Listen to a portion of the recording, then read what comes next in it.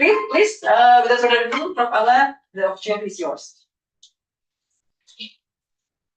Assalamu alaikum wa rahmatullah. Thank you very much, Dr. Fatima, for the introduction. So my name is Alaa Bekhit. I will try to have bigger voice. So normally I like standing and typical teacher things, but today I'm sitting, so I have to concern myself not hitting anything in my way. So I came from University of Otago, but I have more international perspective in terms of research, teaching, as well as publication. So I will share some of my insights with you. Today we will be just talking about writing research and review articles. If you want to make name for yourself, try to focus on review articles. Your country is wonderful. You have many wonders. I wish I can stay here longer. You have so many interesting stuff that nobody know about it. And this is always great opportunity to produce something that nobody can compete with you. So if you talk about NEET, there is hundreds and hundreds of labs working on NEET. But how many of these, for example, working on the Japanese breed, So you have breed that is unique to you. Nobody can compete with you. In Brazil, in Argentina, in South America, they have their own Melo breed. And they've been doing research on this for the last 10, 15 years, of the side events. So it's unique for them. Nobody can compete with them. So the point I'm trying to make here, you have opportunities. It just need to be able to identify them and ask funders for a little bit of money to help you with your research. And that's going to be establishing your goal. If you cannot do research due to lack of facilities, reviews is your best friend. I have met a PhD student. I visited China in 2013.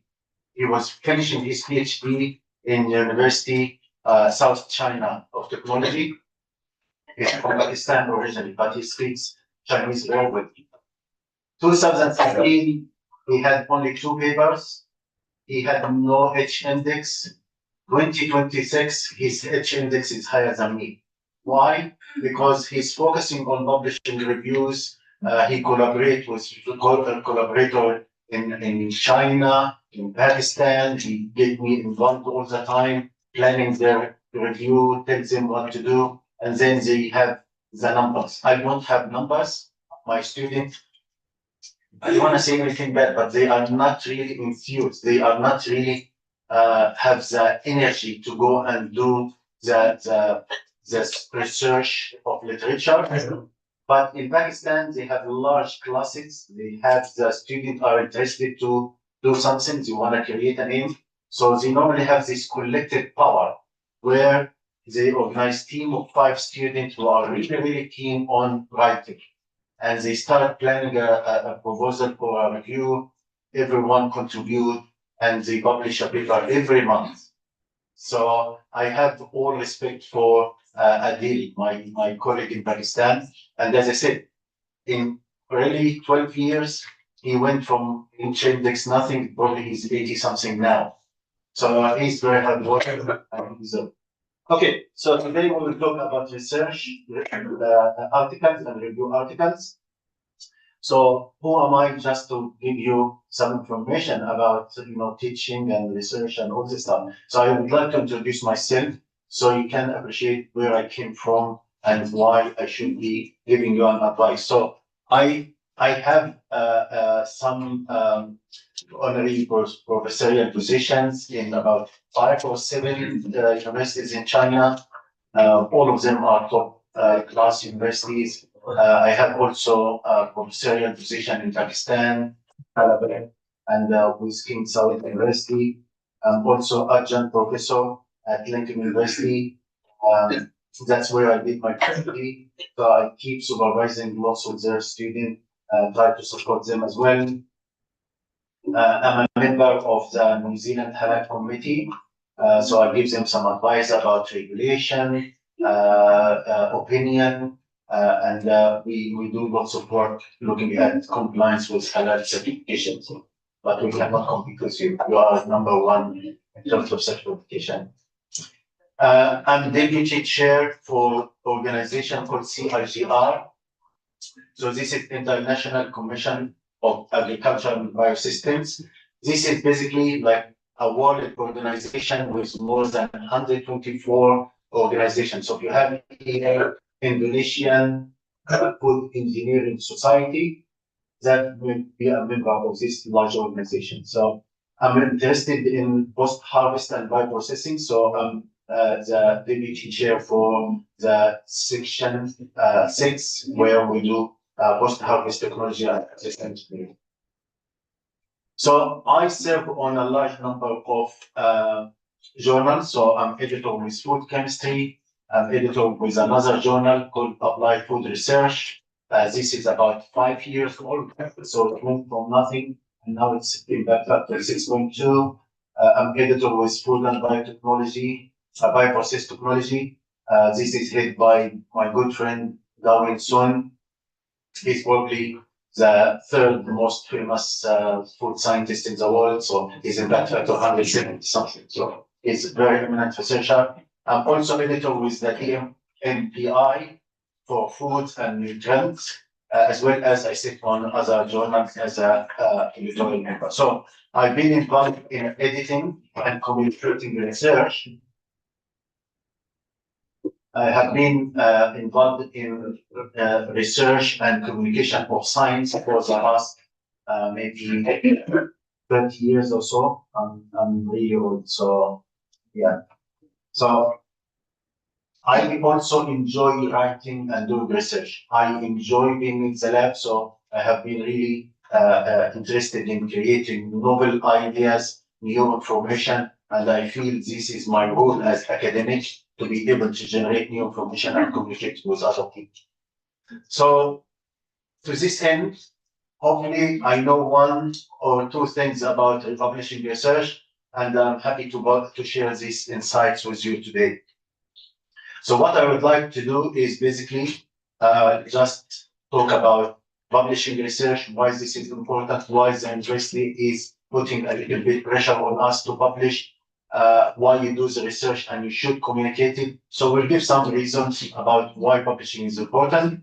We will talk briefly about peer review process. I will tell you what you can do and what you cannot, so you can stand your ground. Sometimes editors are not kind, reviewers are not kind, but you always have to politely make your own case and acknowledge limitations and also discuss merits of your work, just in case to get it through the line and get it published.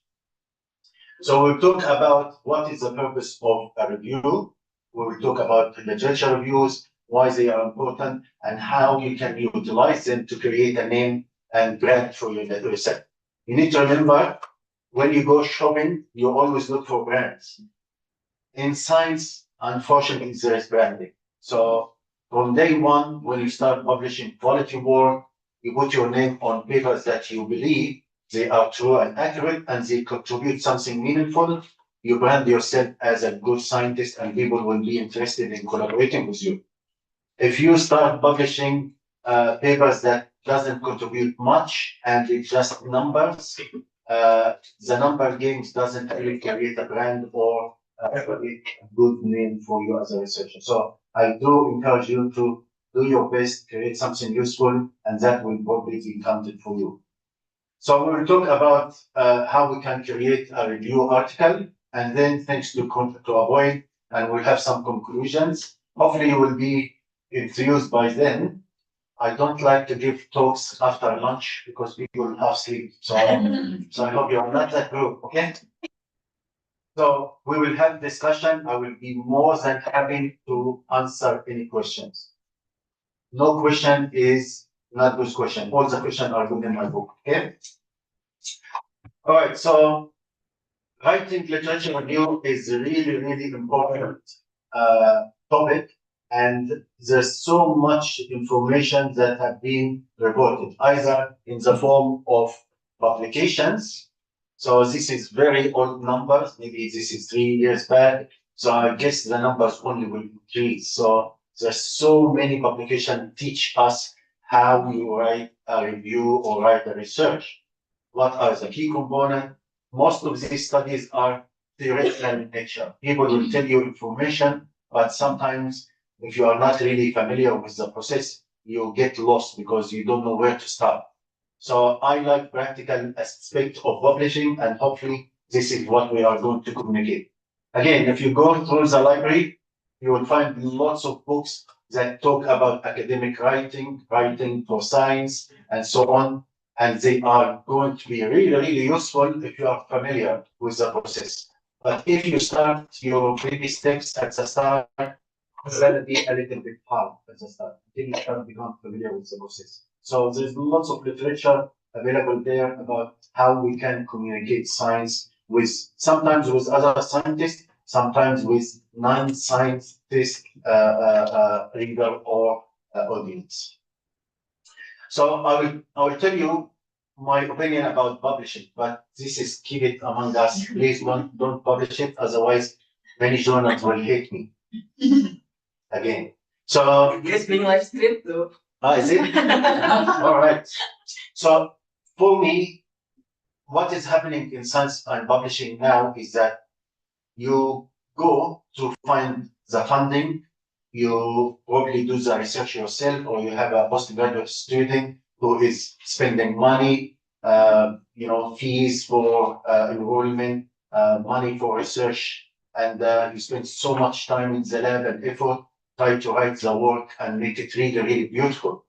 So for me, this is like, you buy a land, you pay for it, and then you buy someone to structure the house, and then either you paint the house and decorate it yourself, or you hire someone to do the work for you, and then you will make it really, really nice and safe, and everything is perfect. And then you get this house and you give it for someone for free. And nowadays, open access, you have to pay for it. Like if you are asking someone to come to live in your house and you pay them money to stay there. So for me, sometimes doesn't make sense. So in the past, publishing companies, they used to be big companies. They have the access to people who can do a bit of editing, formatting papers, publishing and printing and all the stuff. Now everything is done online. Do you agree? Any 13 years old student who is familiar with computer, he can create a website for you, he can do all the formatting for you. So the need to have a publishing company to do that on your behalf is no longer required. Anybody with a little bit of computer background, they can actually create their own website. So my philosophy, if I am in position of power, whatever happened in the university, this is investment. Your research is investment of your time, effort, intellectual property, as well as money spent on doing research. You should actually capitalize it by making return on the investment. I see research is investment that should, like if you have money, you put it in the bank, you'll probably get some profit or revenue. Research is similar to that. We should get some revenue, and the revenue should be belonging to the university, because the university pay us our salary, they pay the cost of research and all this stuff. So I'm looking for the day where university have ownership of the research outcome, they commercialize it, they sell it, rather than you go and buy. Like if you wanna get some of my papers, you will pay $60 for one day to download the paper and use it. One day, $60. So I think the publishing companies are making profit, and this profit should go back to the university. That's my own belief. I know this is being out now, so the certificate is out. Okay, so why we need to publish?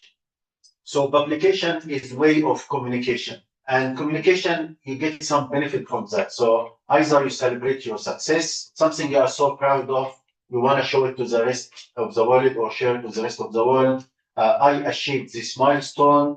I advanced our knowledge from this point to another, hopefully a more higher level of understanding. Also, to be able to celebrate your success, it comes in different forms. So for a master and PhD, you get your beautiful certificate. and this is acknowledgement of your effort, and you basically contributed a meaningful research. Also, publishing in journals is one form of that, where basically you produce an outcome from your journey that you are happy to share with the community and with the field. So that is really important. But also, we celebrate success by awards, training programs, services, intellectual property, patent. All that can be very, very useful in terms of documenting the fact that you have been a achiever. You actually succeeded in getting something. So publication is one of these success outputs that we can visualize it. If you want to go and apply for a job, people want to see your track record, how successful you are. Did you use the resources, sometimes limited, to create something that is successful, or you fall by the side way along the journey? So people will be really interested to see you, how you communicate and use the opportunity to its maximum. So we have this races that's coming into play since probably 1995 or so, publish or perish. It means that if you don't continuously publish, people will forget you. And academia will be just not stopping for you. There is shiny stars coming every day into play. So there's lots of people who are very enthused and very determined. They have so much energy and they wanna make it. And that some of people are, they publish papers every 3-4 days. And I have some friends in China, they do that. So they are really eager to keep themselves in the market and launch. So if you don't publish, you will be disappearing for sure. So science communication, and I think to a certain extent nowadays, if you are not on LinkedIn, I will really encourage you to be on LinkedIn, because this is the other alternative to have a presence. Many of the people on LinkedIn, they don't contribute research by themselves, but they create the network where they can see celebrating other people's achievement. Maybe there is opportunity to collaborate on a project or a publication. Sometimes there is opportunity for contributing a chapter in a book or so. So this is great opportunity as well for science communication, LinkedIn. So I encourage you to be involved in LinkedIn if you can. So here is the reason. There was a survey a few years back about why people are interested in publishing. So self-satisfaction comes first, well, after many, many reasons, but self-satisfaction is the one that has the highest weighting. So I feel good about achieving something. I want to show the world that I'm a successful person. And that is very, it's human nature. When I win award or something, I want to just, buy a new machine, or if I get some money, I will buy a new car. It's just a way of advertising being successful. Publication is just the same. Then responsibility as academic. If you are academic, it's part of our duties to be contributing to the field and to the knowledge. So that can only come by providing new information. So as academic, we all under the I don't want to say pressure, but under the urgency of being contributed. Otherwise, you will not see yourself as a successful academician. Job promotion, recognition between peers and colleagues, all these are very important too. But other reasons can be also existing. So I will share some of this quickly. So intellectual curiosity and knowledge sharing. In the past, we used to know labs like Alan Carr lab or Albert Einstein lab. And it's very well known. They don't produce so much information, maybe 1 or 2 publications every year, but they have this core breakthrough of new knowledge. They provide something that is highly respected. Even their facilities were not as good as what we have now. Like we have much more advanced information and knowledge, but we don't make this breakthrough easily as before. But the whole aim was to contribute new intellectual information that can lead us to produce even more. What else? Publish to increase the researcher profile. This is very important if you are working for universities that is trying to improve their ranking, as well as they are trying to be seen as a good academic and science hub. So this is very important. Also, generate income for the university. Many universities will be relying on the government funding. So the government funding normally is given in the form of recognition of the university output. This might be performance of researcher and academic staff, or performance of output, how many PhD and masters completed, how many paper has been published, what type of journal has been used for these publications. Strong CV and better prospect. We all after bettering ourselves. So if I want to get a better job, a better opportunity in another university, my CV is going to be my license, how much I'm pretty. That's what I tell my students. How pretty you are nowadays is depending on your CV and the cover letters that you will write. People, you might be the best and nicest person in the world. If you don't have a good CV and you don't have a good cover letter, you will never be able to show the future employers how good you are. You will never have the chance to have that interview. So CV is really, really important. Publishing work can lead to future funding. The better your CV, the more you are well known for certain type of studies and research, the more likely you will be getting money for to support your funding, to support your research. Okay, so for postgraduate students, sometimes you cannot achieve your degree without publishing, so that's really important.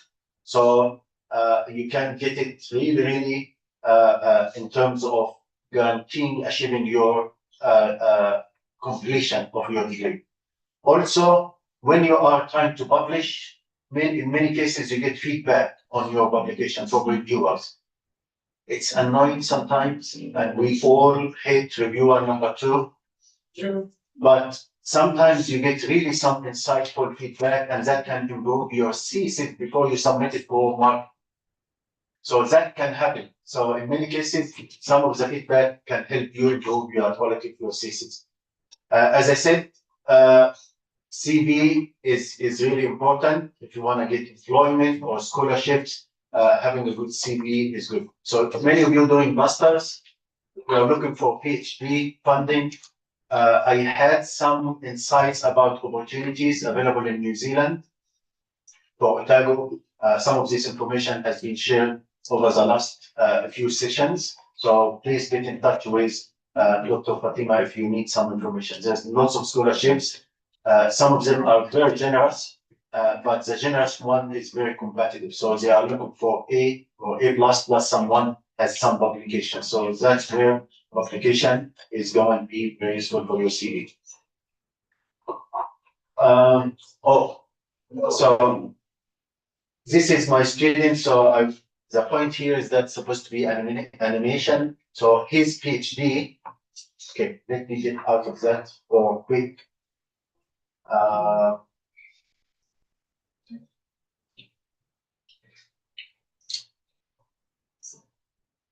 So I want to take Mirja for a minute. So Mirja is a student. I gave him, the university gave him a scholarship in 2018. He did his PhD in my lab for 3 years. And as you can see, this is the outcome from his PhD. All published before he submitted within 3 years. So he was very hardworking. He's very curious. He wanted to learn anything that he can see. And he ended up being academic staff now. So he worked at Lincoln University now, and I still, mentoring him, have a joint supervision with him, and he's doing very well. So The point I'm trying to make here, if you work hard during your PhD, generate information, this is investment in your future. All right, so I know it's very difficult, and actually it's becoming really, really difficult in publishing in top journals, but it's not impossible. So all what is required, just a set of skills that you learn. Once you learn them, you will be the king of your castle. So I mentioned my friend Adil in Pakistan. I met him in 2013. He didn't know anything about publishing.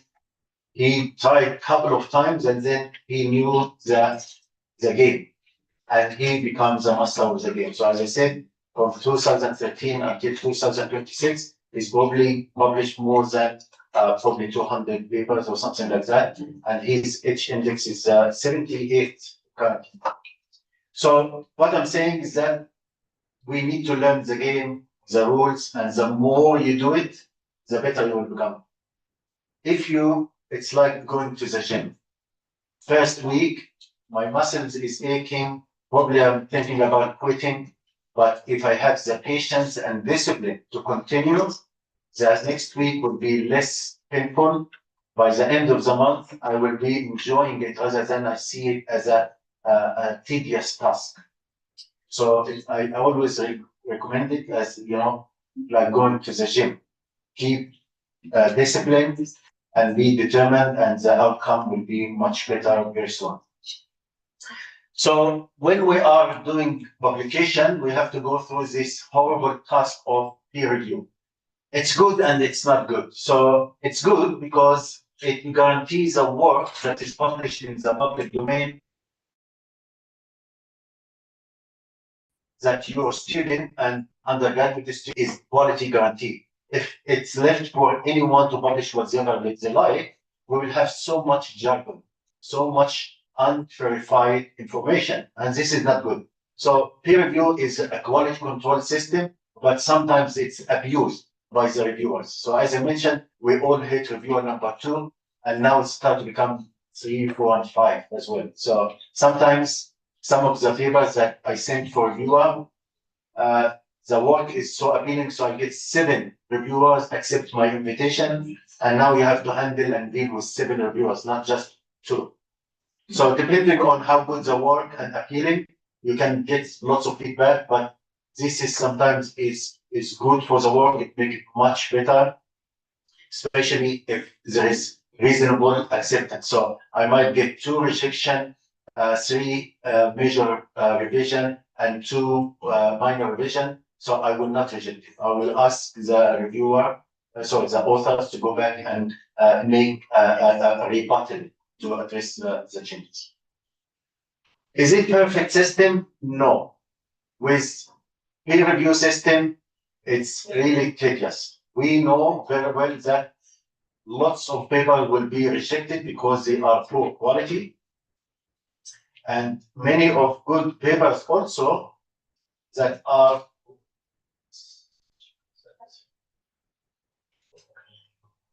many good papers of really good quality will be rejected. Personally, I have been with that range so many times. Did I give up? No. So most of the paper, most cited papers, and most of my cited papers, they already been rejected. They all been rejected. But I made the effort to communicate with the editor, try to make the case that some of the comments that I get from the reviewers are meaningless or they don't really understand what they talk about in a polite way. And I make the case highlight why this is really important. And some of the editors, not all of them, are really, really reasonable and supportive. So don't be afraid to talk to the editor, try to make case of your work. It's your work. You know and you understand it better than anybody else. So try to sell it in a way that convince other people to appreciate your work. Okay?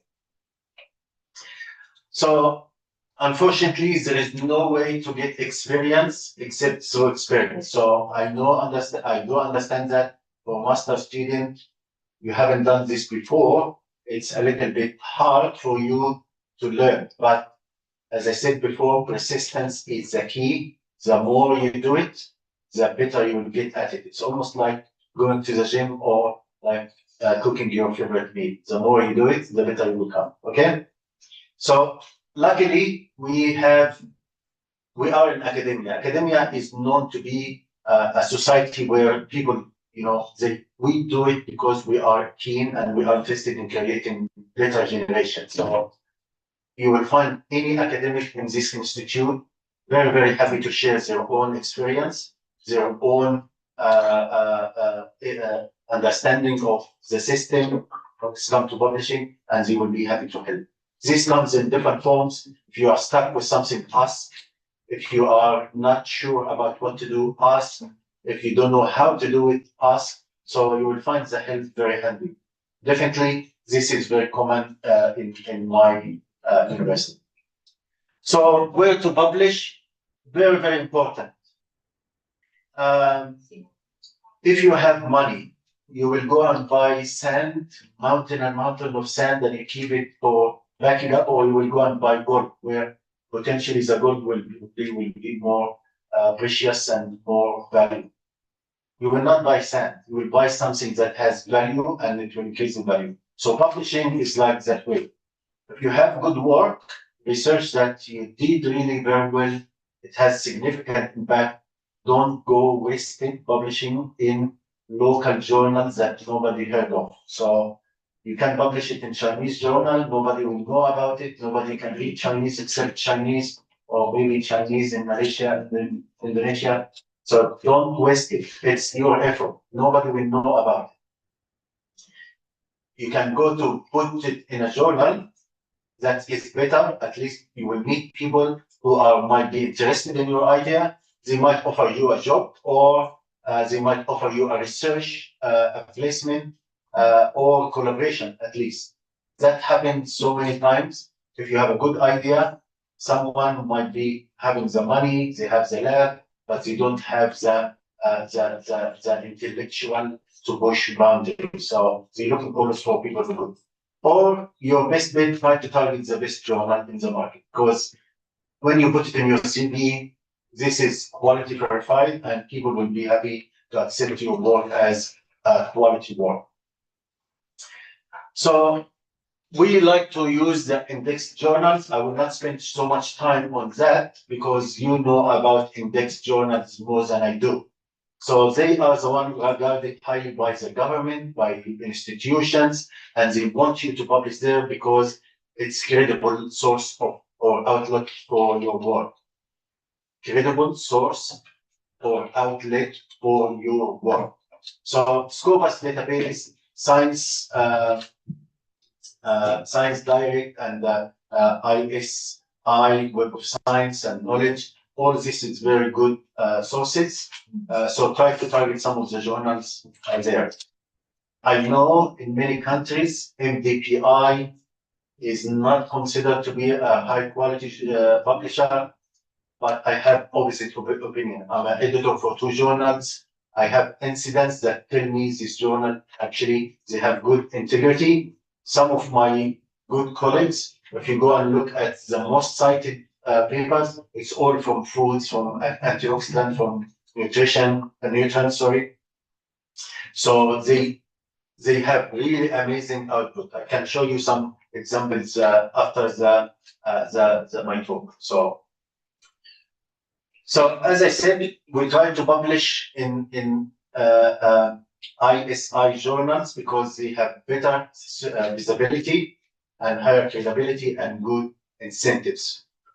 Mostly funders will see that is a good outlet and credible source, so they are likely to invest in your research and in your work.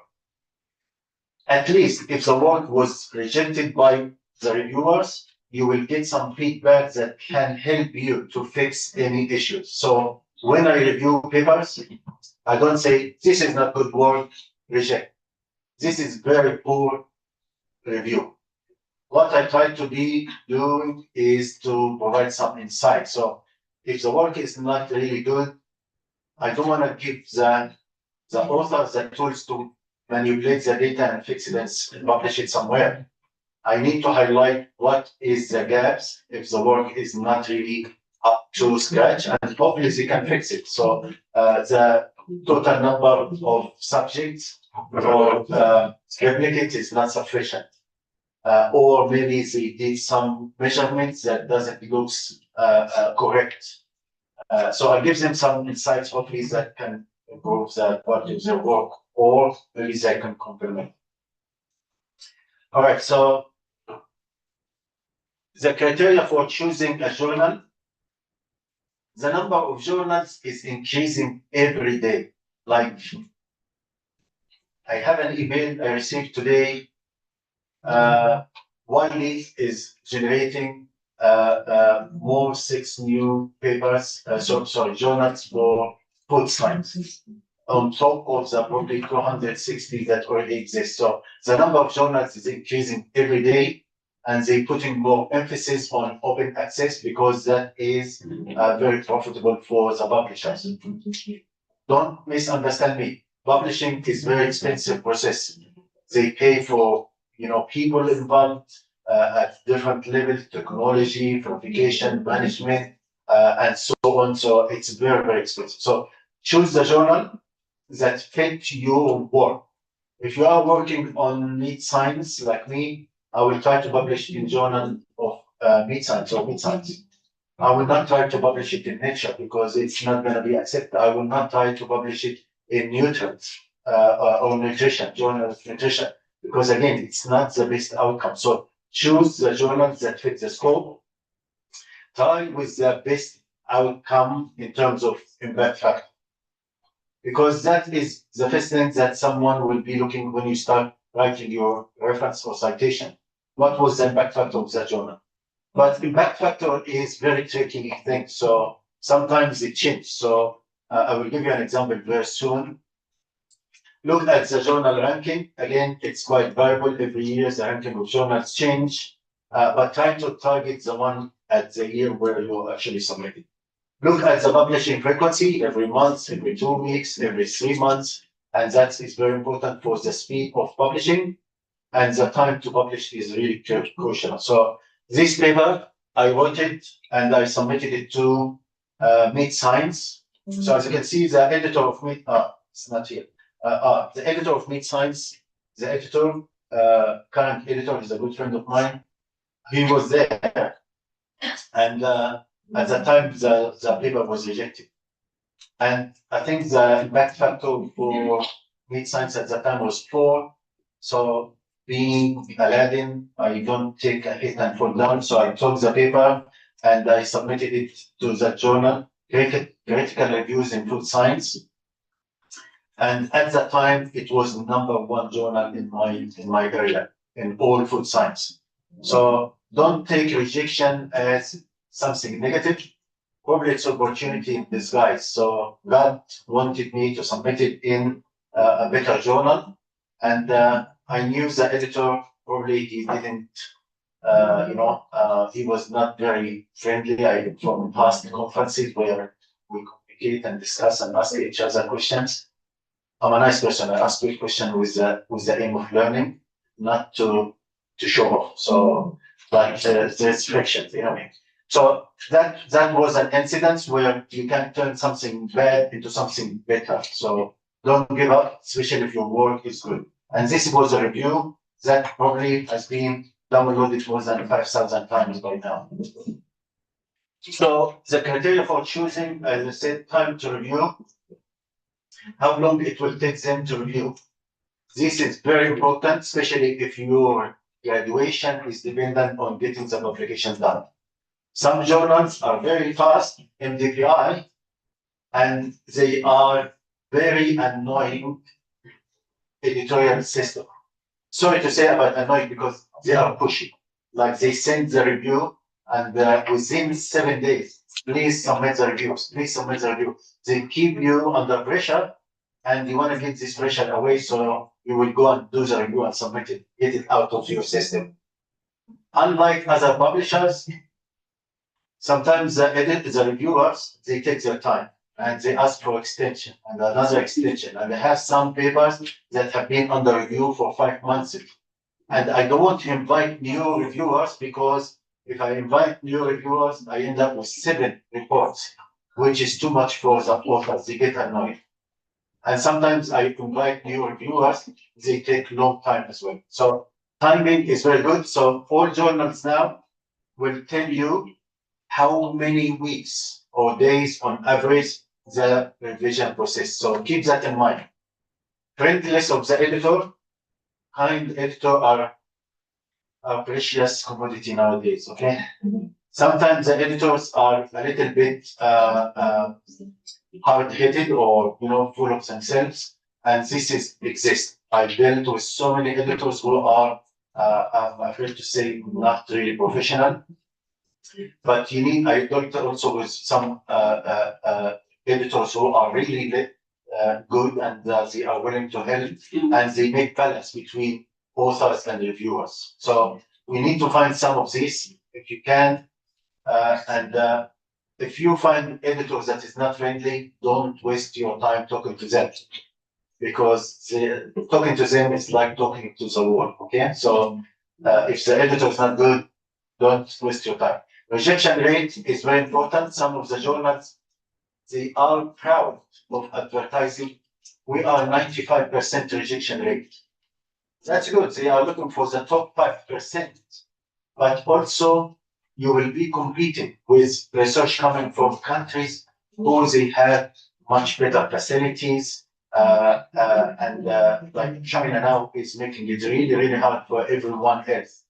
They go and they do every analysis on the face of Earth when it's come to experimental work, and it's making it really, really hard for anybody else to compete with them in terms of facilities. But if you have something unique to your country that is new, then you are starting something from square one all over again. So they cannot actually criticize it and ask you to do more deeper molecular analysis that is extremely expensive or unaffordable.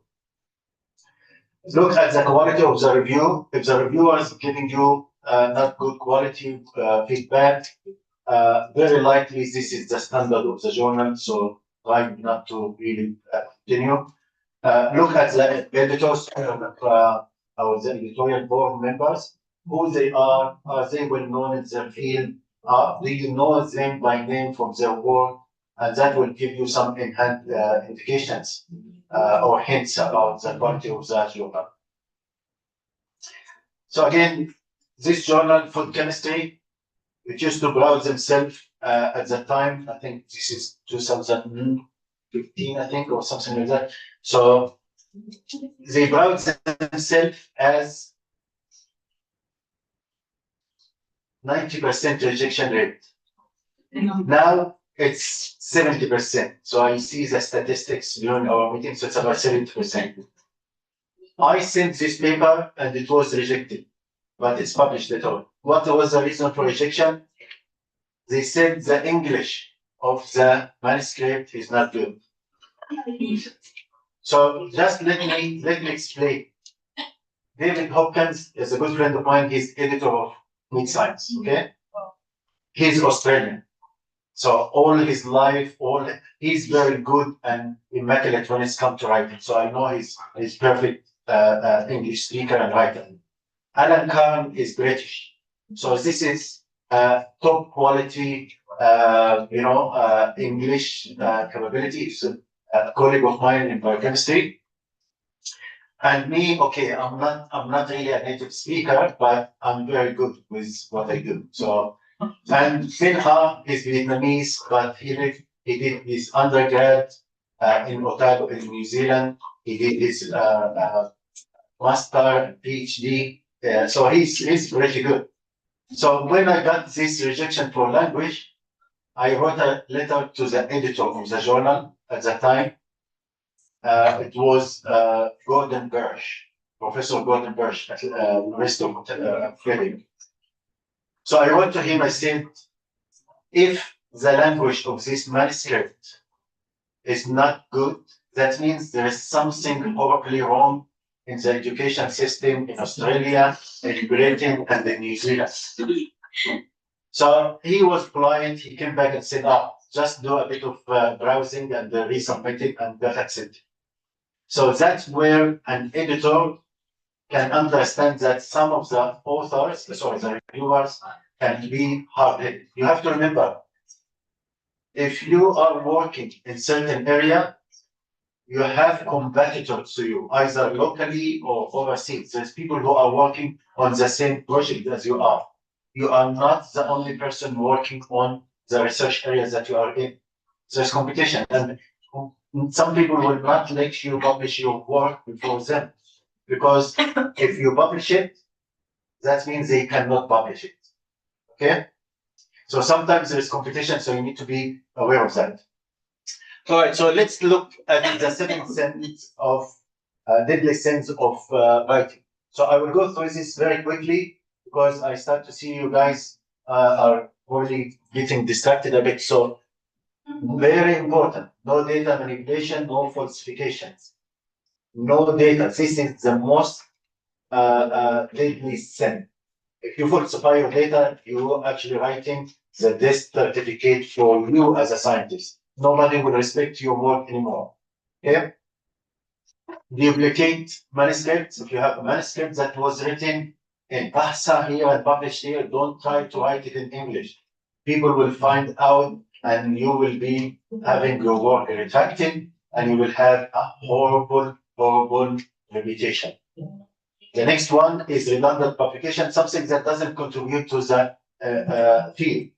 You don't want to be that person who just paper milling and publishing any data without any meaningful outcome. Plagiarism. That is big problem. Now all the publishing companies, they have so many softwares that can check your writing, I authenticate, plagiarism. Also can check all your figures if there's any anything that has been published before, and also the electron microscopy, the micrographs. They do actually check this, and if there's any similarities, they retract the work and they blacklist you. Okay? Author conflict of interest. If you have a student not happy with you, student published the work somewhere or submitted, or you submitted on their behalf, if there's any of these issues, the journals don't like to be involved, and they normally ban both of you.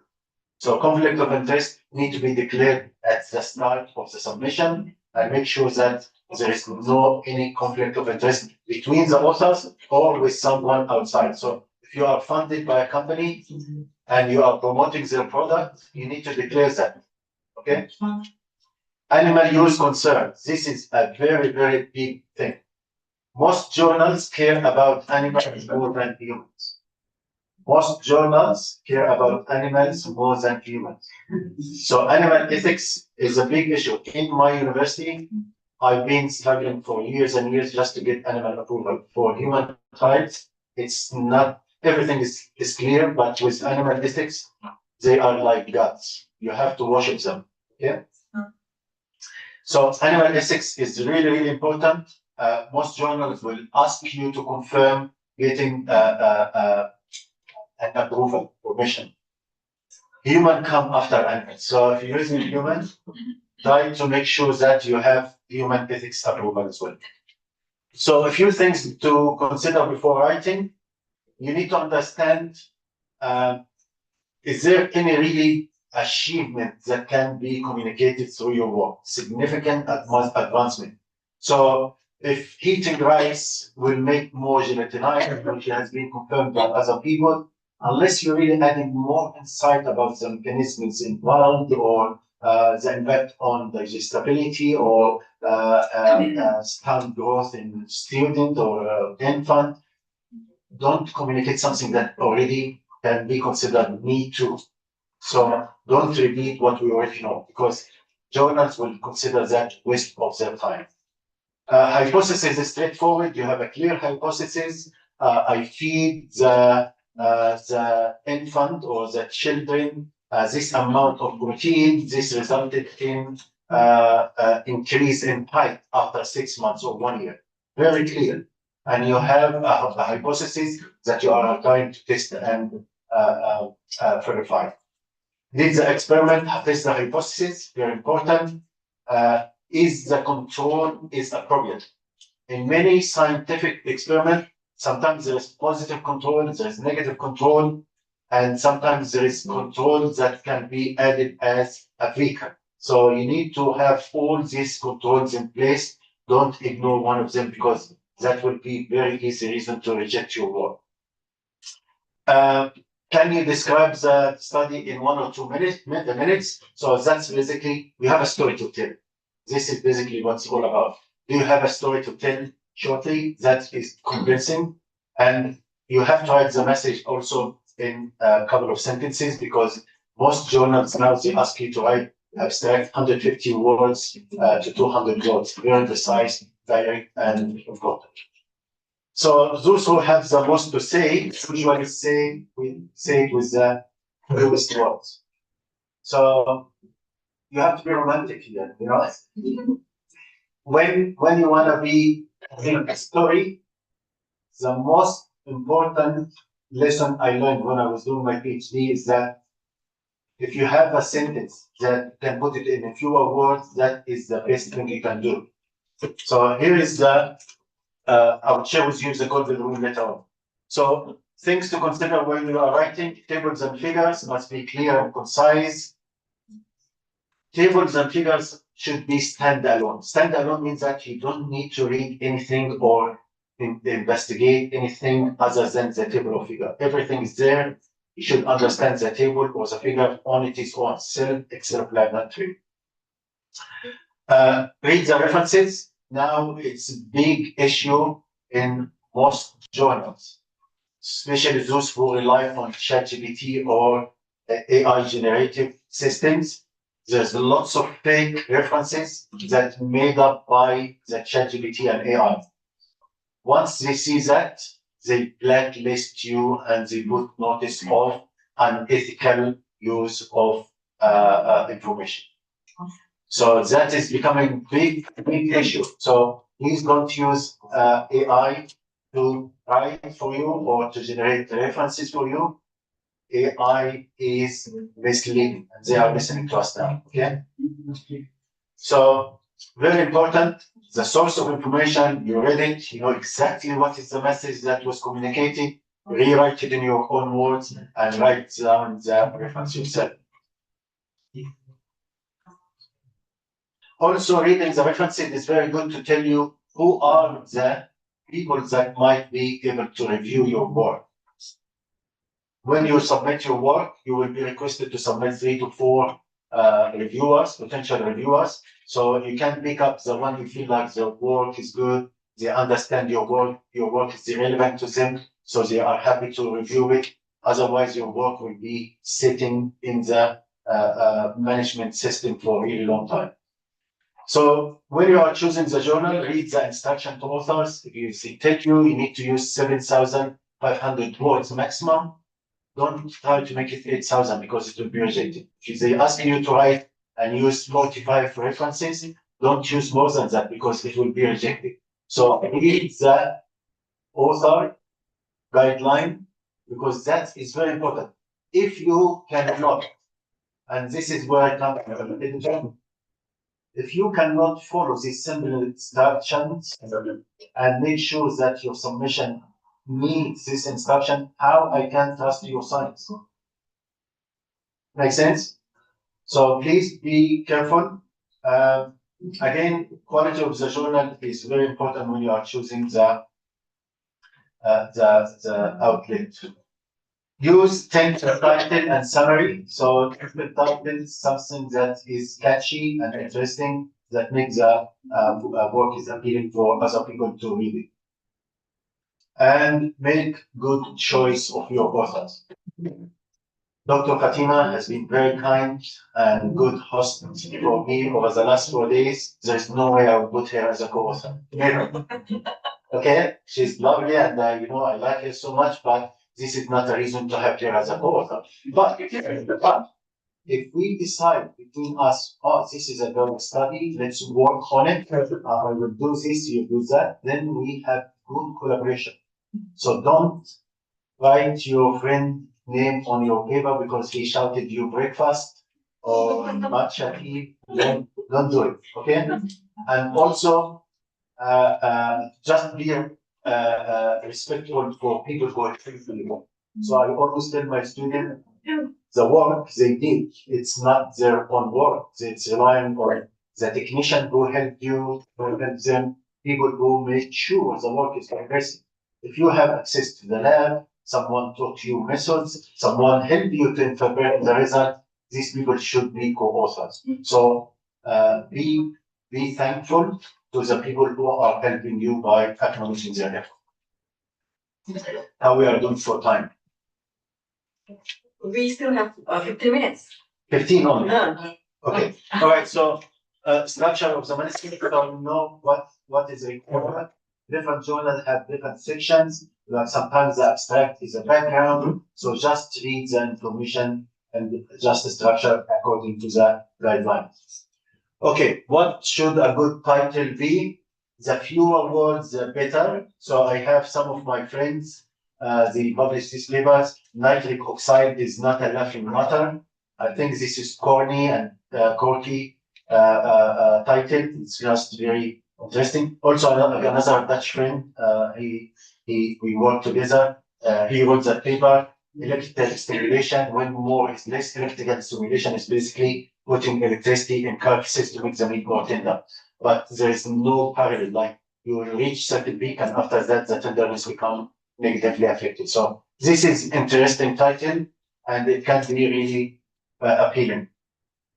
Avoid using abbreviations, chemical formulas, or hanging titles or questions, or any proprietary names for drugs in the title.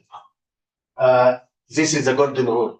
So best advice I ever got was basically short, clear, direct sentences is our best friend. If you have a sentence and you can make it shorter, more direct and more clear, this is the best thing you can do when you are writing. Sometimes, and some old school professors, they think that if you have everything in clear, that is not scientifically interesting. You have to really have it a little bit ambiguous, but nowadays you need to have everything very clear, very reproducible. If it's not reproducible, you will get your manuscript back. Get feedback on writing before you submit your manuscript. Supervisor, colleagues, friends, Grammarly or any software to check your English and language. And sometimes when you put something on site for a few days and revisit it later on with fresh eyes, you can pick up some of the issues that can be very clear, but you missed it because your eyes become too familiar with the text.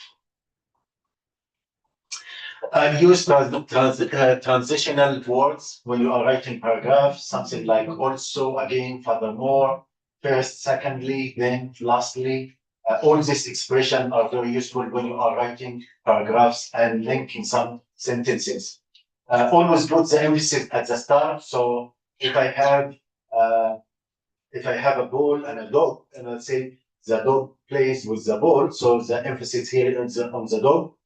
If I'm interested in the ball, so I say the ball was taken by the dog out of the garden. So put the emphasis start your sentence with the target and structure your sentence according to importance. Read the scope of the journal. So I submitted a few years back, 20 years or more, manuscript to Journal of Food Science. I don't think they are cool people. This is my Donald Trump at the moment. I don't think they are cool people, but I submitted a paper on horse meat growth, and it's very exciting. Lots of research, more insight, and they came back and said, "Oh, our leadership don't like people who eat horse." Not good justification when you are talking about science. Science should be open for everyone and should be accessible for everyone. If you have your exclusive club, I don't want to be in that club if you don't want me to be in. Yeah. So there are some journals that behave as if they are private clubs.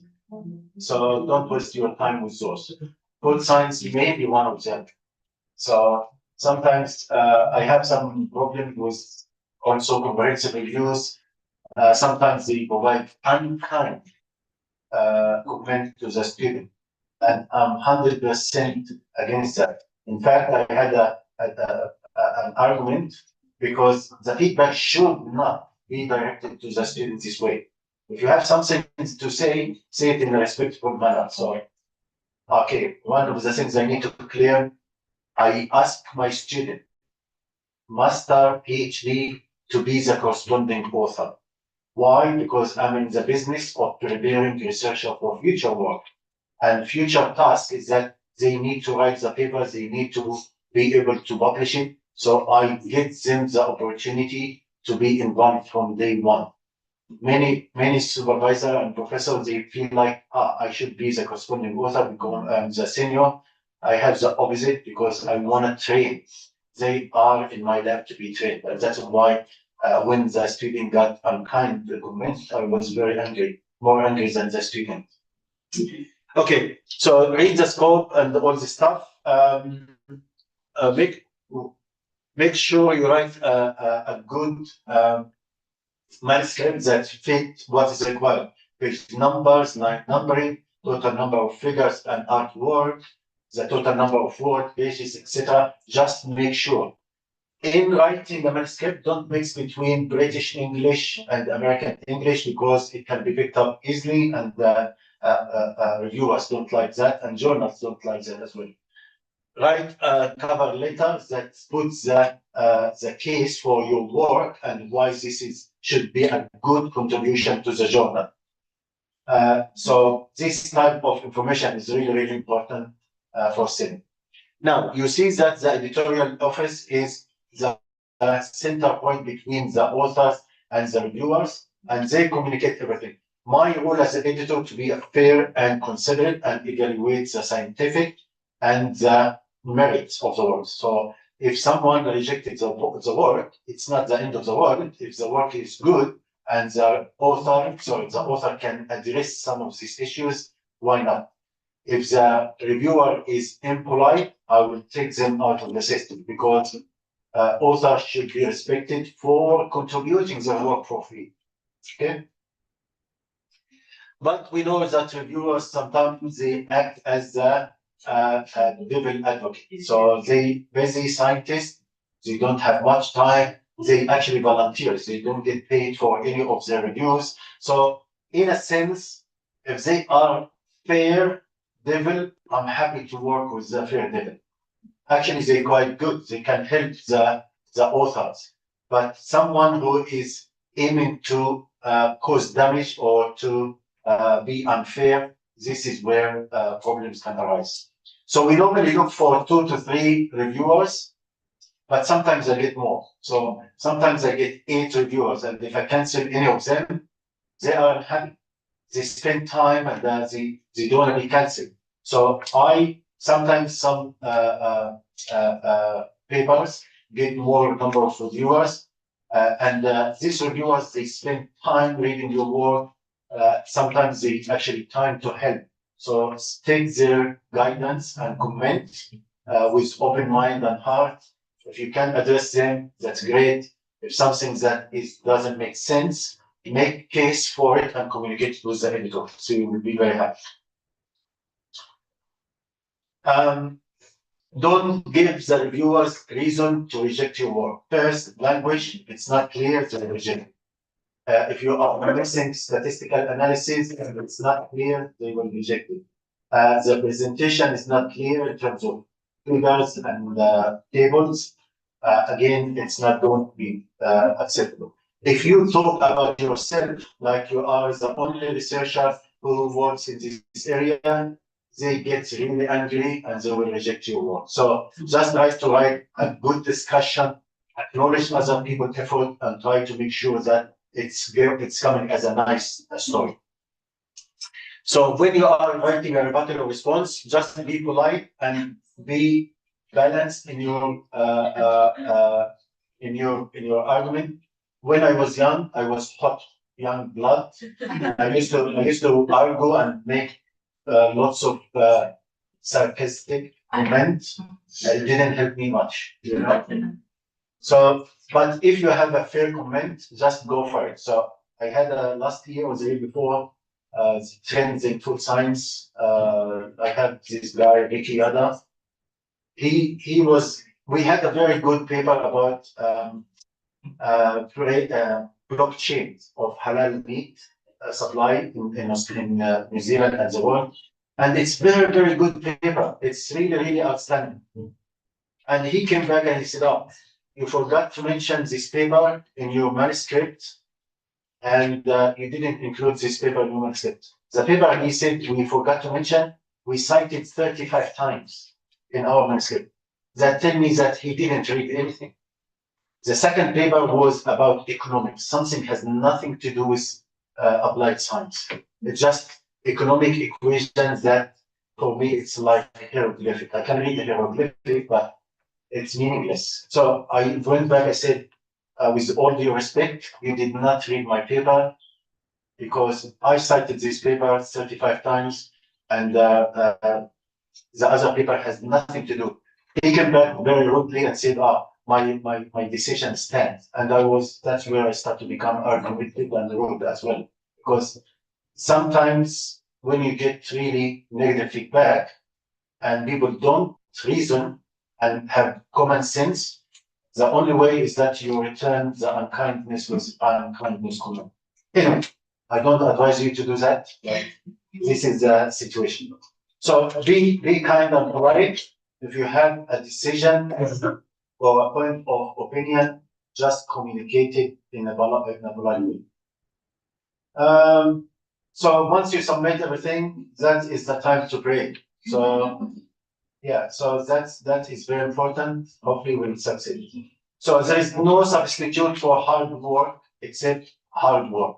So put the hard work in preparing your manuscript to guarantee that it has fair go with the review process.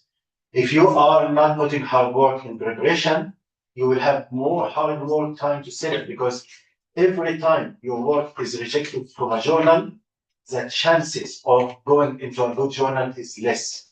And many of my colleagues, I see them, they target top journals, and every time it's rejected, they go into another one lower and end up in not really good outcome. So the review process, I will not go. So if you are writing a review, very quickly, I will go through this very quickly. So I don't want you to miss chance of that. So if you write the review, I advise you to have collective power. If three of you working in the same research area, think about how you three of you can contribute to something that is meaningful, address new insight or provide new insight about what is available. In old days, you have to be as old as me to write a review. Relying on people who have experience, the topic, and that used to be wise and knowledgeable people who write reviews. This is no longer the case.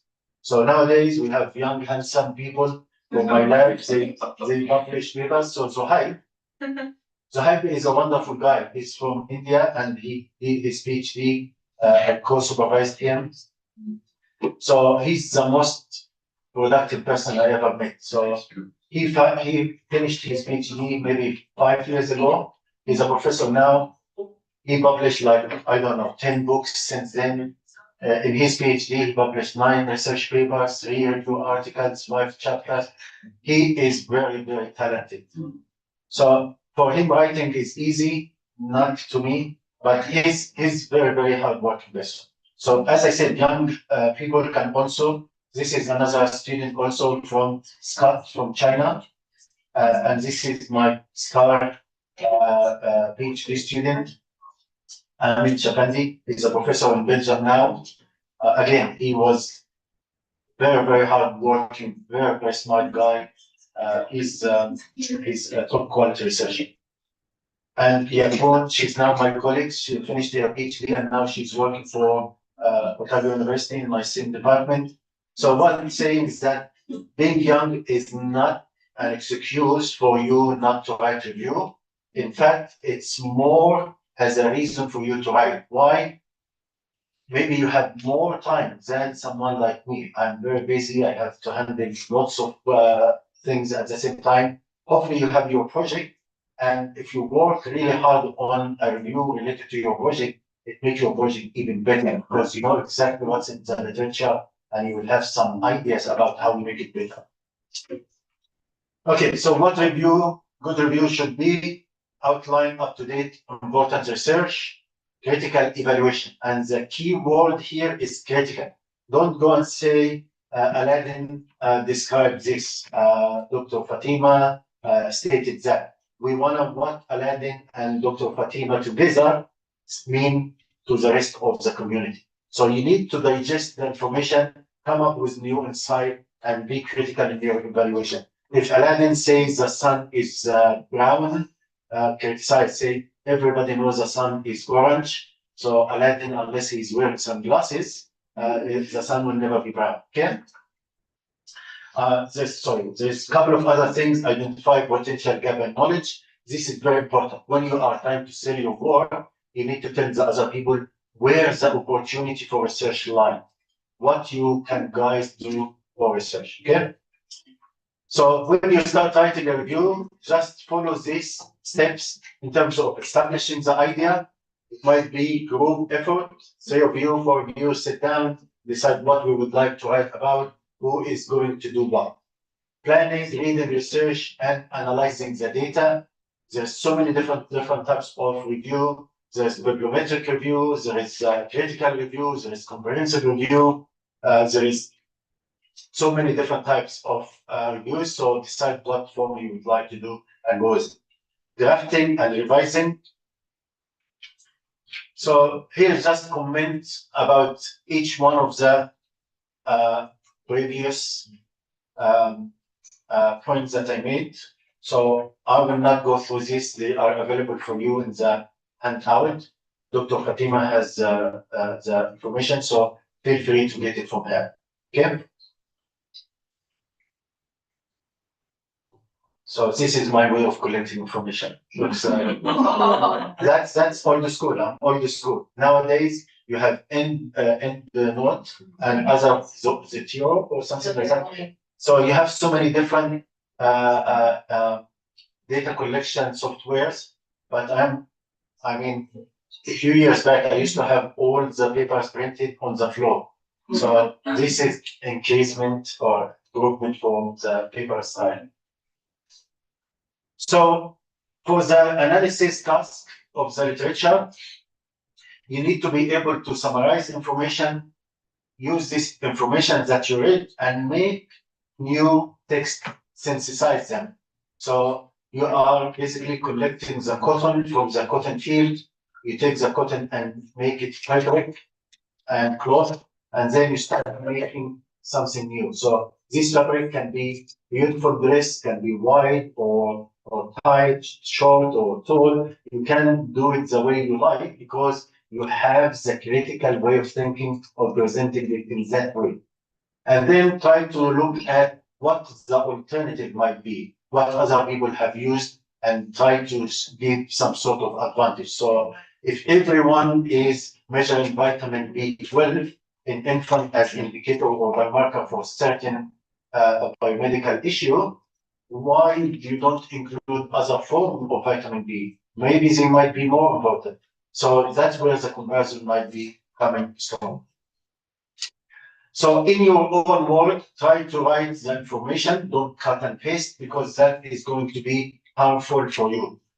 Try to bring the current understanding of the issue and try to bring key characteristic and key words and concept into play. For example, the most important part of morning meal maybe is the fibers, So why fibers inclusion in morning breakfast or breakfast meals is going to be a key issue. What happens when the fibers enter into your fat, how microbiomes will interact with different types of fibers. The amount is important, the ratio. all these aspects are going to be important to discuss.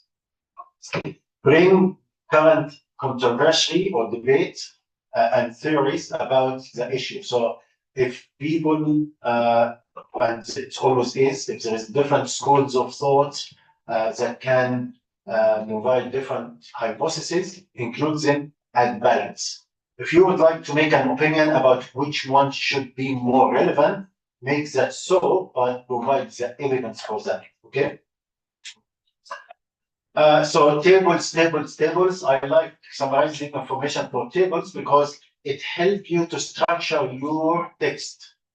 Every table will tell you what is the headings, what is the subheadings, and within the text, what you should actually, your discussion be relevant to.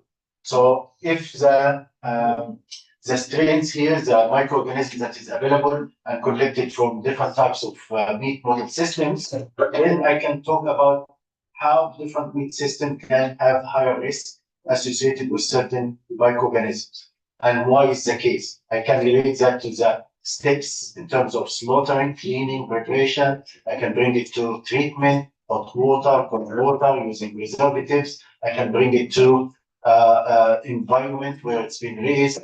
I can bring it to so many other issues. I think this is a discussion we need. So tables is very important. And use the right language for summary and synthesis. Here is just some examples for that. And I have a couple of examples for you to look at. Criticism or critique is coming from comparing different results. Why different results should be of interest for the reader, and you need to support the studies by coming to a conclusion, which is the most appropriate approach, which is not so on. Again, I give you some examples about comparison and comparisons that might be of interest for you. So your job when you are analyzing is basically like making a puzzle. Anybody like making puzzles? Only me? So it's just intellectual exercise. So it actually stimulates you and you can see where the information can be laid next to each other and just bring up the full picture and make it much more clear. Once you have a draft, leave it on the side, keep it for a day or two, go and read it with fresh eyes. You will find some gaps that need to be complemented.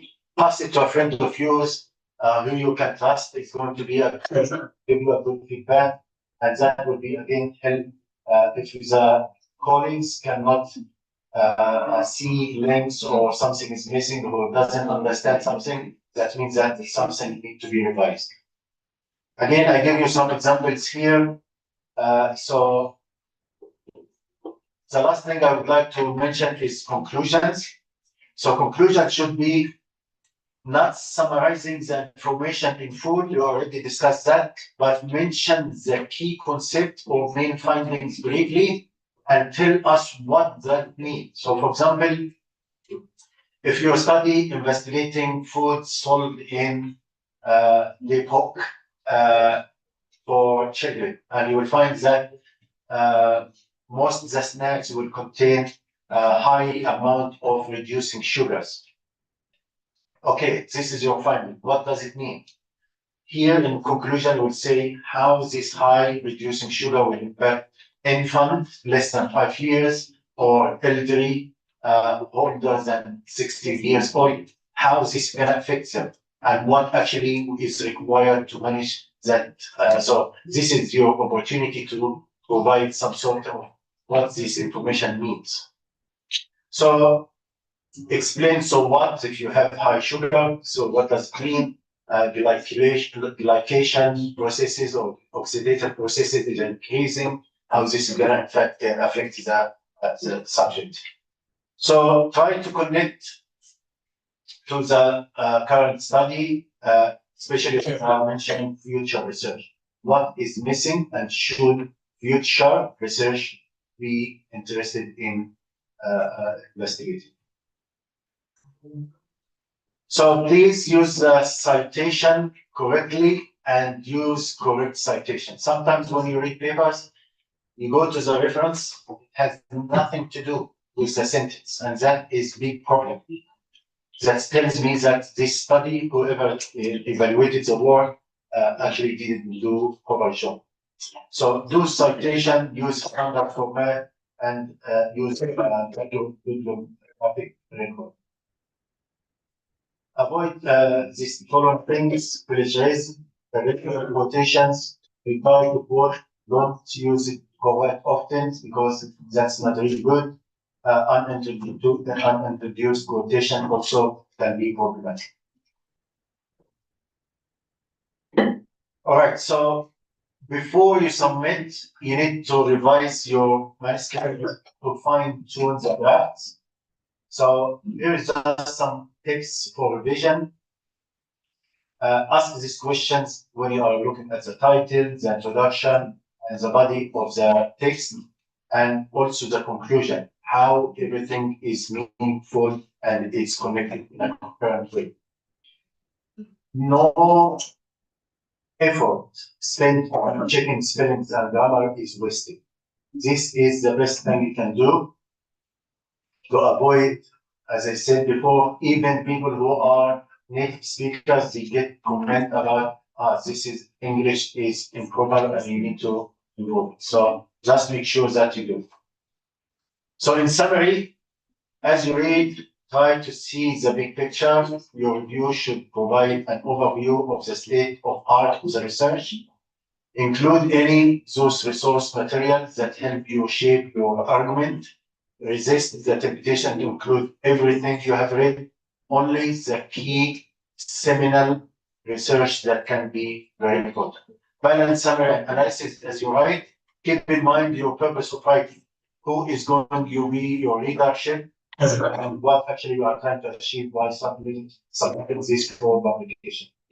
Be meticulous about citation. Be really meticulous about citation.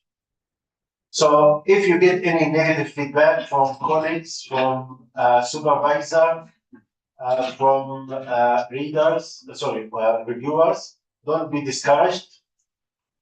Look at it as an opportunity to improve. And as I said, sometimes you get feedback from a journal with impact factor 4. If you revise it and put it for impact factor 12, you will get it accepted. So don't worry. Don't be discouraged by other people's opinion. Still opinion. So publishing is very important for academic life and for the merit of science. It is not easy process, but can be learned through experience and help from friends. The more you submit papers, the better you will be getting at doing it. Don't give up. This is my last comment. Next question. Okay. Thank you so much, Prof. Alaa, for such a comprehensive review, on what you can expect while writing your publication, while writing your article, Okay, so do we have questions so far? Do you have, okay, we already have one from India. Okay, do we have other questions? Is that Mindy? If not, Mindy, go ahead, ask the question, please. Do we have, maybe we have mobile microphone? No? Okay. Okay, you can probably stand up and say your name and ask loudly, Hello, Prof. Just let me introduce myself. My name is Mindy. I'm from the Nutrition Department 2025. So, actually, while you were talking, I am very curious about your journey to publication and in research. So, the thing I want to ask is, what is probably the hardest publication that you ever been through, and what is the challenge that you faced at the time, and how do you cope with it? Very good question. Thank you.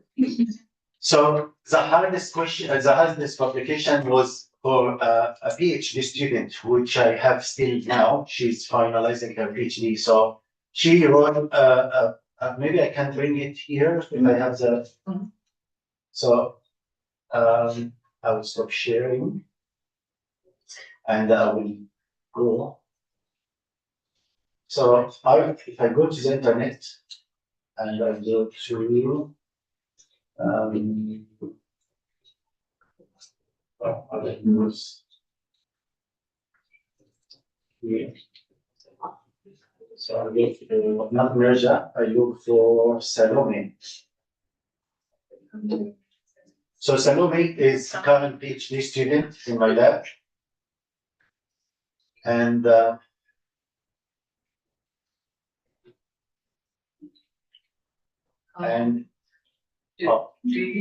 I think you should first screen share. speak. Maybe we can.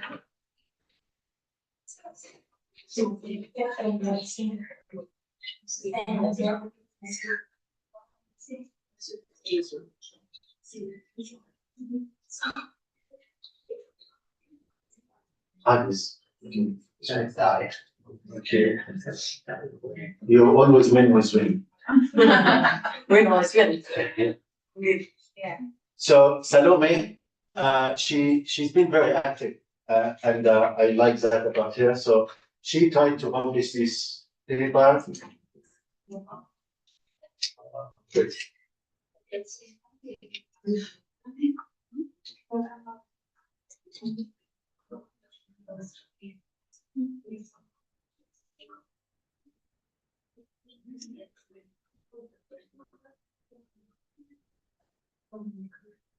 Okay, so this paper here, production, characterization, and potential applications of lipopeptides in food system in comprehensive review. So comprehensive reviews, it's probably the second number 2 in food science journals. It's an impact factor of 16, I think, or something like that.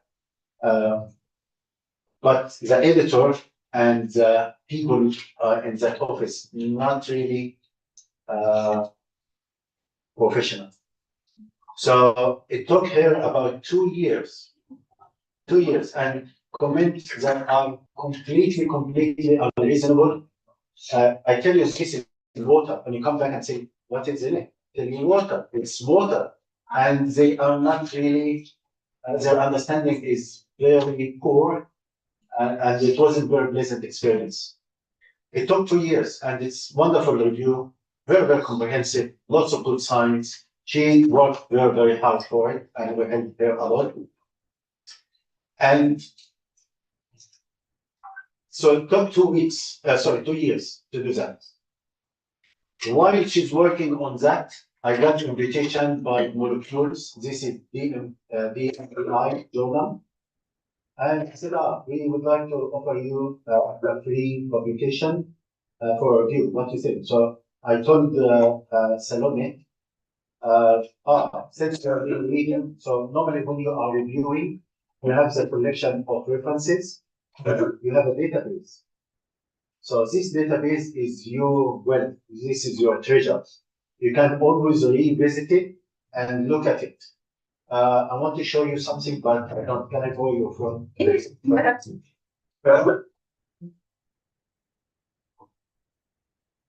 What you guys can see, a screen, yeah? Yeah. I can see the other side. We both look at the same thing, but we see different things, okay? So what we are doing is that I asked her to go to check her database, see what is research gap. And she came up with a point that he expanded, and we wrote that paper in 2 weeks, and it was published in 10 days. And as you can see, it has more citations than the other journal. Comprehensive reviews, I think she got how many? 29. So 29 with 2 years of heartache, or 83 citation with 2 weeks of hard work. So that is the point I'm trying to make. Sometimes the name of the journal is not really the most important thing, and it doesn't really has the most impact. And I think the leadership of this journal, sometimes they have, full of themselves. I'm sorry to say that, but they are a bit arrogant, and they don't really have this kindness. The only kindness I have seen, mostly with food chemistry, the editor was fantastic, and he always support author and always advise for, not as other, the editor-in-chief. Paul Green, yes. holding us. So Paul is a very reasonable person. He's very, very fair, and that's why I enjoyed working with him. He just left the journal now. But the journal overall, the culture is about supportive. We don't tolerate any unethical issues like plagiarism and stuff like that. We don't like that at all. But also, we are very, very supportive of the authors. We know that research, when it's submitted, it's years of work, hard work, lots of money spent, lots of effort. So we appreciate the opportunity to be able to support the author to publish their work if it's really good.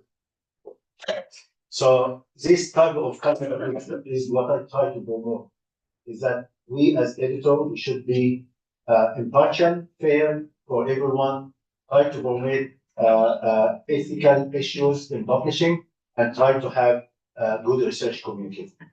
Thank you. Thank you so much, Prof, for your answer. I hope it answers your questions. Yeah, maybe yeah. Okay. But do we still have questions? I think we have opportunity for 2 or 3 more questions. Okay, Kak Yeni. Go ahead. Kak Yeni ended. Iya. Kak Yeni, yeah. Yes. Good afternoon, Prof. Prof. Alaa. I'm really enjoying your presentations because it's opened my eyes. Yeah, because currently I'm a new master student, and this is my first time actually to try to create the articles. Yeah, it's a requirement for the graduations. And as a first writers, I want to ask your experience, yeah, based on your experience as a author and also editor and also reviewers. Actually, what are the most common mistakes? Yeah, what are the most common reasons why manuscripts are being rejected by high impact journals?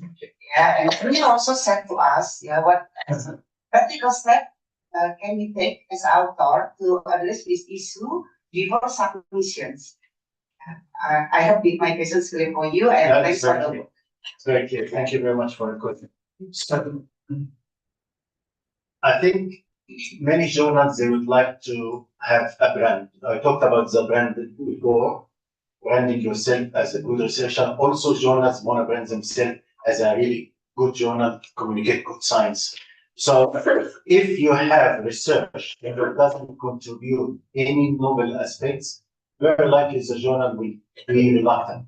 Not all the journals, like there's some new journals, they don't ask for a really novel. If you submit, let's say, certain work that is very, very novel, I think food chemistry will be your first choice. And if it's really new, contributing new information, it will be, evaluated and considered. If you have something that has been published before, like people know that fact, but you are really confirming the concept, for example, using certain technology to cause food to become more nutritious. This is not the first report, but someone else reported about that before.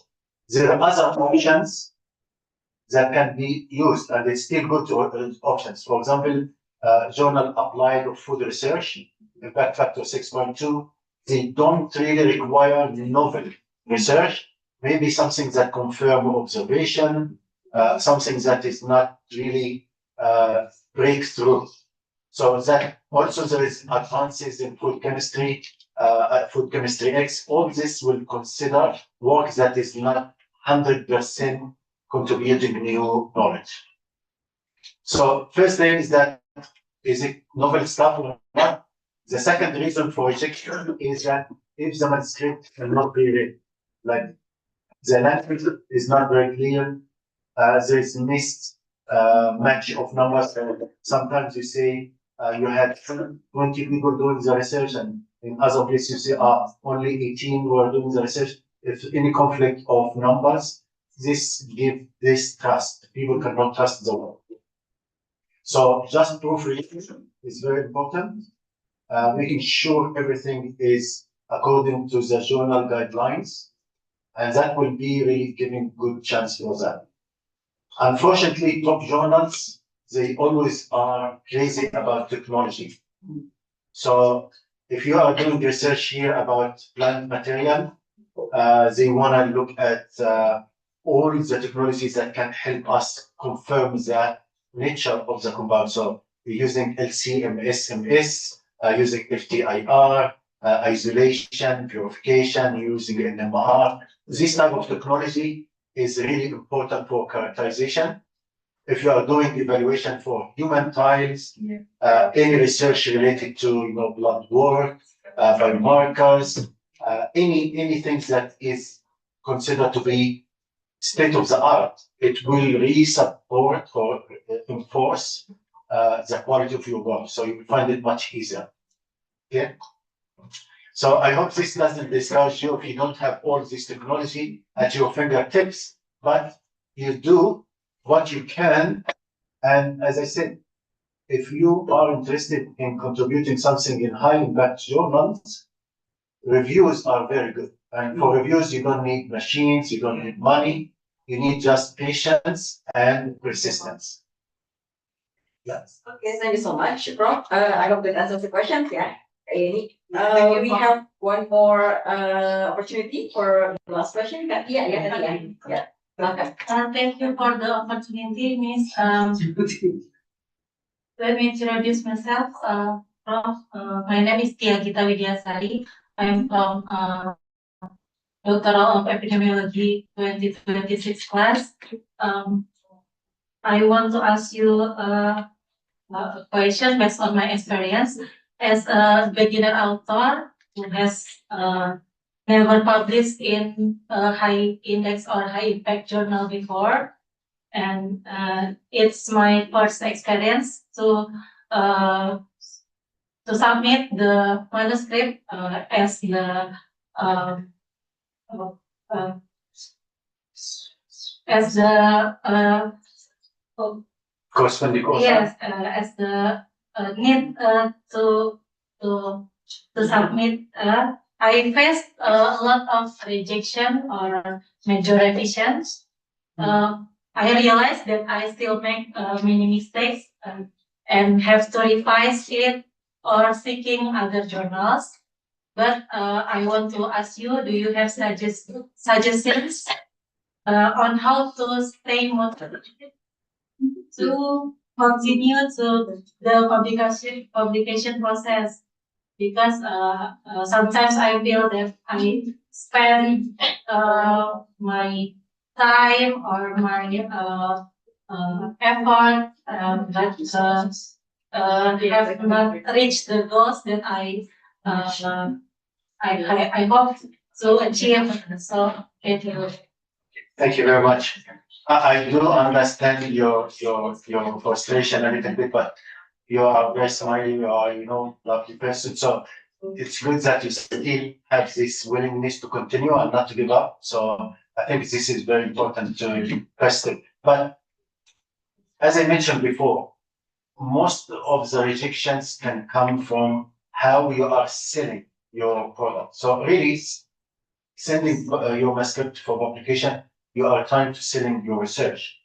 And if you are planning to sell something, you have to present it the best way. So if I want to sell my car, I need to get my car clean, polished, clean inside, vacuum, I test the water, the tunes, everything, just make it perfect.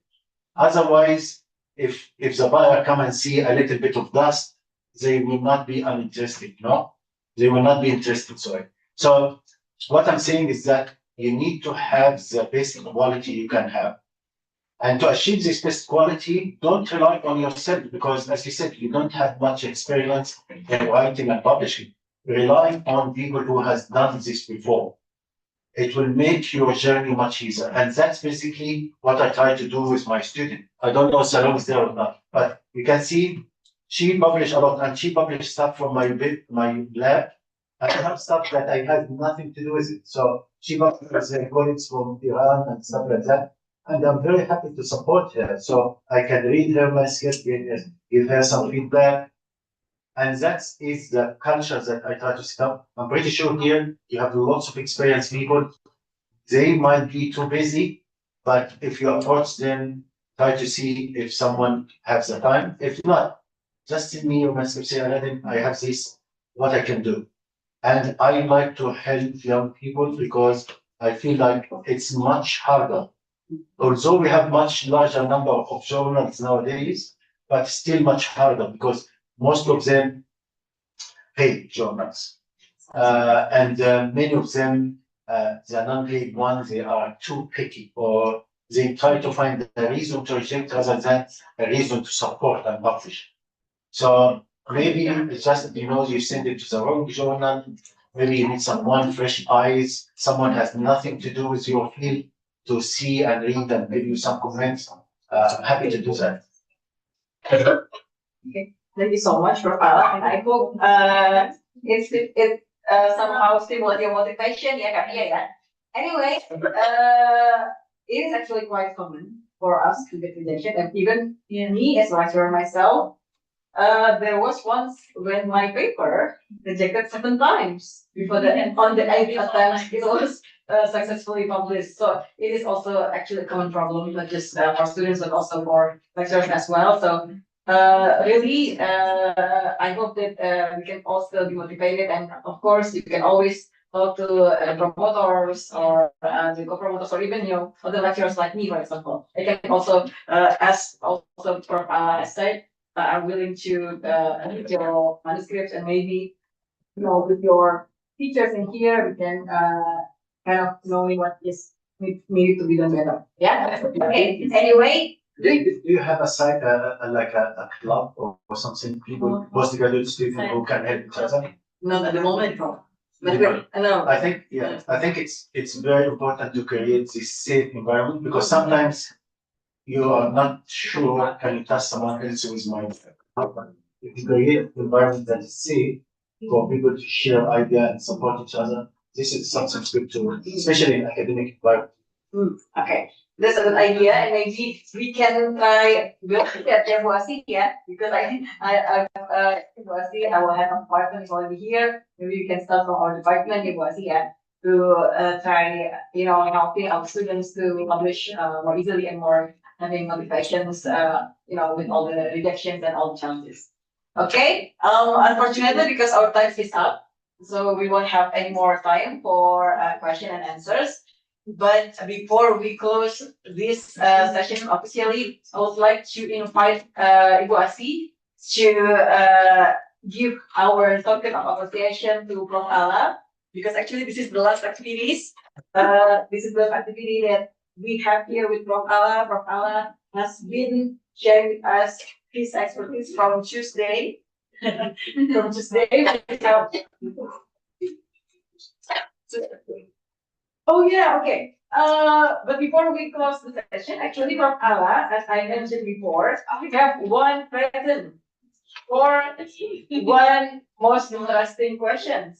So we already have 3 people asking, me, Katia, and Kak Yeni. So Prof. Alaa, which one of them you chose? They're all very interesting.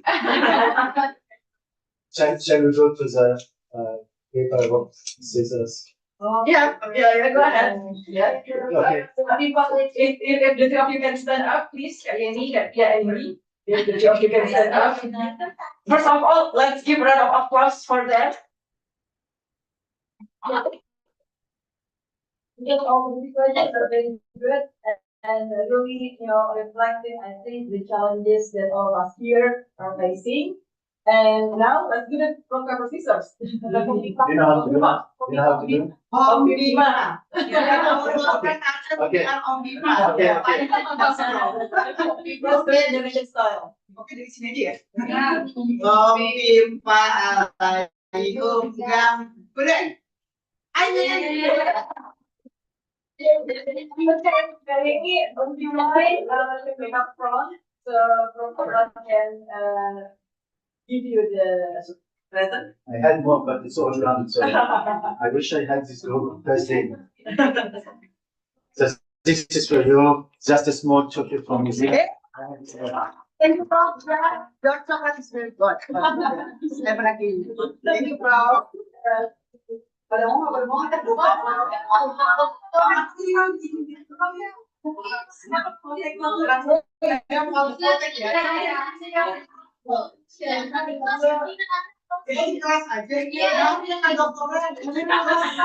is actually a very good person. He said he will spread it to everybody in class. Okay. Okay. So now, last thing, I just want to invite Bu Asi. And maybe also Bu Asi, would you like to say a few short words to thank Prof. Alaa to close his activities here at the Fakultas Public Health? It's my pleasure. Can contribute. Sure. Sure. Thank you very much for your hospitality. It's been a great honor to be here and to meet many students at different stages. And we love students from Indonesia. My role here is just come here and try to get more. So as I said earlier, there's some scholarships available at Otago. So the details are with Dr. Fatima. If you are fit and meet the conditions, just go and give it a go. You never know, I might see you on the knee. Yeah. Thank you very much. Thank you very much. Yes, thank you. Okay. Thank you so much. So that concludes our workshop today. Thank you very much, everyone, for coming. But before we end the session, shall we take a group photo? Yeah.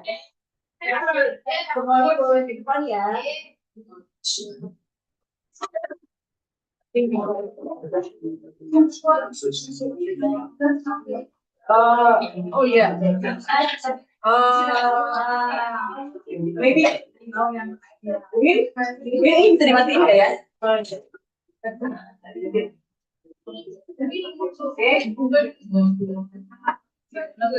Okay, with some chairs. Okay. Or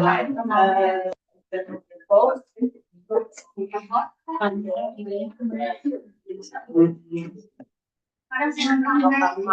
Alaa, Bu Asi. Yang nanya-nanya juga boleh dong. Jadi Prof lagi. Bu Asi di sini.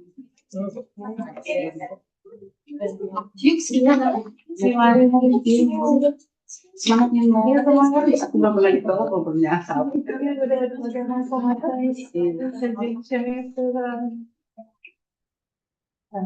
Mas dari tangan.